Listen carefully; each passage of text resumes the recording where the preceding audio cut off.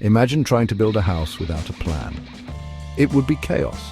You might end up with walls in the wrong places, plumbing that doesn't work, and a roof that leaks. The same is true for computer networks. Without a clear structure, networks would be unreliable and difficult to manage. That's where the OSI model comes in. OSI stands for Open Systems Interconnection.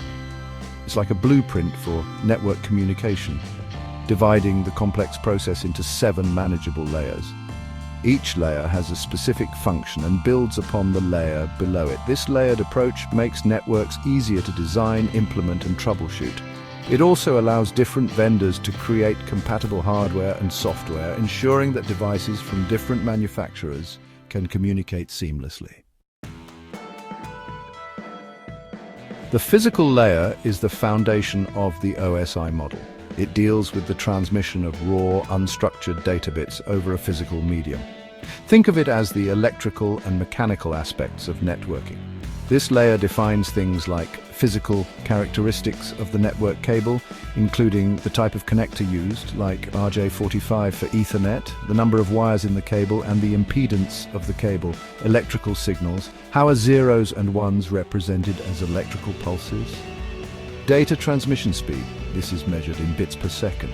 Imagine plugging an Ethernet cable into your computer. The physical layer is responsible for ensuring that the electrical signals representing the data bits are transmitted correctly through the cable to the network interface card in your computer. The data link layer builds upon the physical layer. It's responsible for reliable transmission of data frames between 2 nodes connected by a physical link. Key functions of this layer include framing. Data is encapsulated into frames, adding headers and trailers for addressing and error detection. Physical addressing. Each device on a network has a unique MAC address which is used at this layer. Error detection and correction ensures data integrity by detecting and sometimes correcting errors during transmission. Flow control manages the rate of data transfer to prevent overwhelming the receiver. When you're downloading a file, the data link layer ensures that all the data packets arrive at your computer in the correct order and without errors. It's like a mailman who not only delivers the mail but also checks for damaged envelopes and makes sure everything is in order.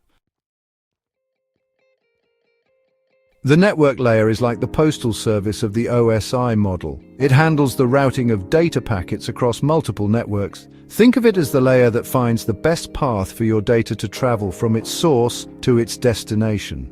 Key functions include logical addressing, uses IP addresses to identify devices on a network.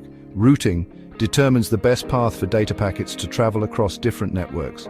Fragmentation and reassembly breaks down large data packets into smaller ones for transmission and reassembles them at the destination. When you send an email, the network layer determines the route your email takes across the internet to reach the recipient's inbox. Section 5, the transport layer, reliable data delivery. The transport layer ensures reliable and efficient data transfer between applications running on different hosts. It's like a delivery service that guarantees your package will arrive safely and in one piece. Key functions include segmentation and reassembly, which divides data into segments and reassembles them at the destination. Flow control, which manages the rate of data transfer between hosts. Error control, which detects and recovers from lost or corrupted data segments. Connection establishment and termination, which manages the setup and teardown of connections between hosts. A real-world example. When you're video conferencing, the transport layer ensures that the audio and video data streams are delivered smoothly and without interruptions. Section 6.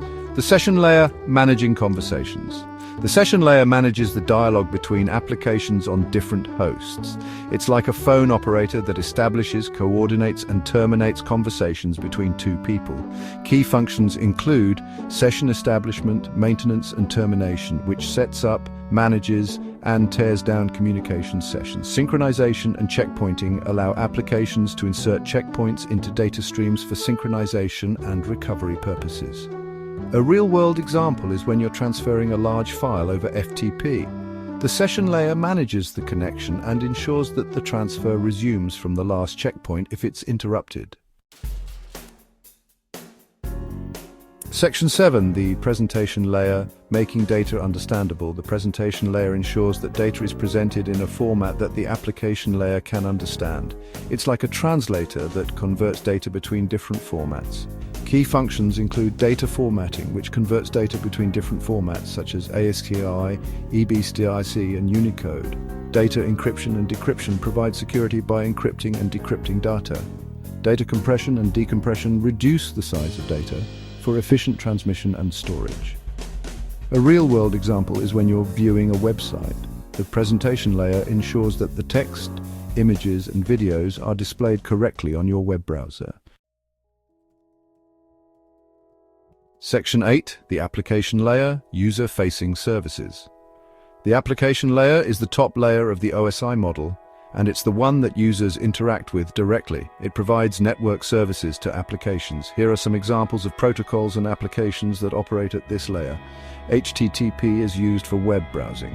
SMTP is used for sending email. FTP is used for file transfer. DNS is used for domain name resolution. A real-world example is when you send an email. The application layer is responsible for composing the email, addressing it, and sending it to the recipient's email server. Section 9. Conclusion. The enduring value of the OSI model. The OSI model provides a comprehensive framework for understanding how networks operate.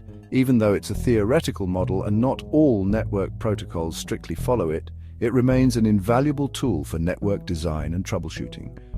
By understanding the functions of each layer, network engineers can more easily identify and resolve network problems.